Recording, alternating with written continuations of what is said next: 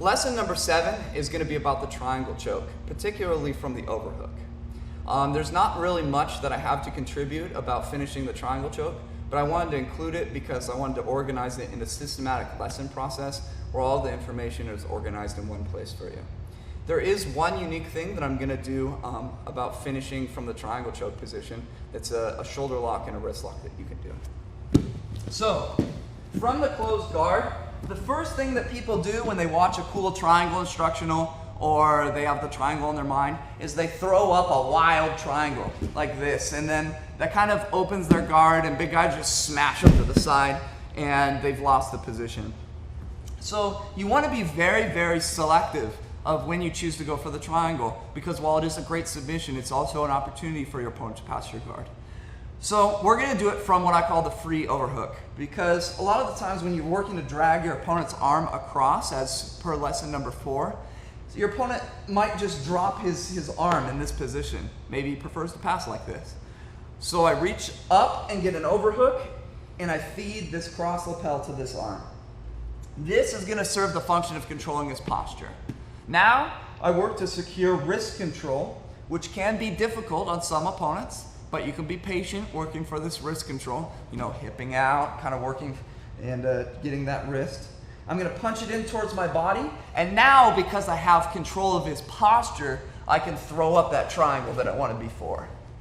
This position you almost always end with the arm in, and that's okay because you can continue business as usual. Sometimes you can pivot your hips in a way which makes the arm kind of gradually slide out. For now, let's say he just picks his arm and comes on this side. Wink, wink, nod, nod, and we move on. Because if it was in, you just do the same thing. You just smash the arm in and choke him with his arm in there. Now, once I've got the triangle, I'm going to release the overhook. I'm going to raise my hips, and I'm going to drag the arm across. And once it kind of starts to get across, I'm going to reach up and grab my shin. On this side, I don't grab my foot so it doesn't torque my knee or my ankle. I grab my shin, and I'm going to post this foot on his hip. I'm going to hip out this way, and I'm going to relock. I do it again. I hip out, and I relock. Once I get far enough, I'm going to need to post on the ground and relock. So depending on where you are, it's on the hip or the ground. Now once I've got this kind of L position, I'm just going to squeeze my legs and pull down on the head. Now the reason that I come out to this side is because if I'm square with him, I'm pinching with my inner thigh muscles, which aren't the strongest muscles that I have. When I hip out to the side, I can clamp down with the triangle and use a stronger muscle to finish the triangle choke. So right here, I pull the head and go. Now, if he ever tries to step around from any point with this leg, I'm going to underhook this leg and bring him over to this, like, on the side triangle here. Pull the head, and this is actually the worst position for the triangle choke in my opinion because it's fairly easy to finish. You can come to mount, which is a very difficult triangle to escape too if you end up completely taking him over.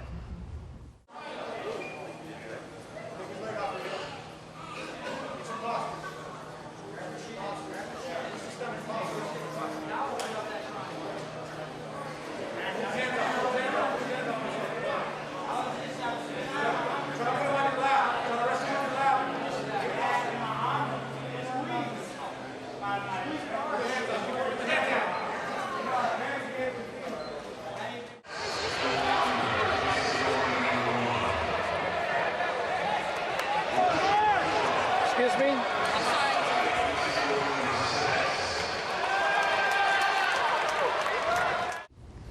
I just want to reiterate that regardless of your opponent's reaction, you really just continue the same business as usual. Sometimes when you get them in the triangle choke, your opponent will put both of his arms like on your chest right here and it'll take you all the way up. Go ahead and try that out. Take you all the way up, and I call this the monkey triangle. I'm going to cross grip right here, and I'm going to grab my shin, and I hip out just like I would. And this usually takes him down. You're in for a little bit of a rough landing on this one, but you just hip out, and that causes him to fall down a lot of the time. You can work the underhook and taking him over, of course. And then, business as usual, work to finish the triangle choke.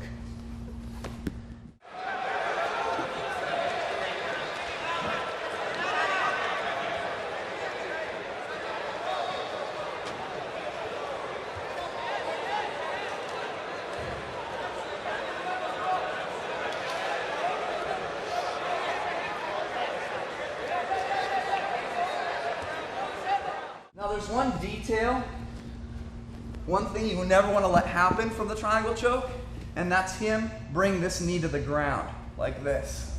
If he brings this knee to the ground, he's going to start to work the escape, and it's very difficult for him to finish, or for me to finish the triangle choke in that position. Let's go back just.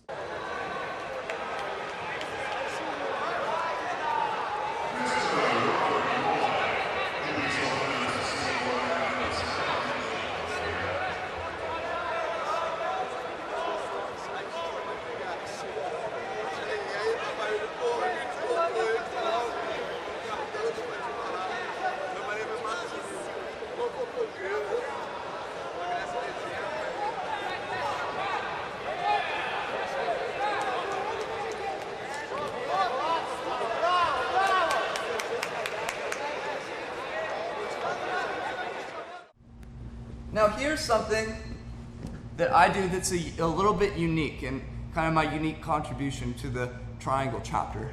When I punch here, and I've just got a clean triangle choke, I'm starting to work this position here. Notice how I use this hand, gotta help me pull out the wrist on that by raising my hips too. He's gonna bury his elbow. Maybe he's even looking to drive my knee towards the ground, but he gives me clean access to the back of his wrist. And I'm gonna grab it like this. I'm gonna forget about the triangle choke for a second. And I grab it right on the joint between his wrist and his forearm. Grab right there. I reach around and under, and I get this grip. And I'm gonna pinch my legs together, and I'm gonna take his arm this way. At about this point, my wrist slides up, and I start to shoulder lock him and wrist lock him. It's a really effective submission because he's thinking about the triangle choke. Everybody knows the triangle choke. Not many people know this one. So again here, maybe he's working to, drive my knee to the ground here, maybe both of them, whatever. Grab the back, come here, strip the grip if needed, come back this way. About this point, it slides, wrist lock, shoulder lock.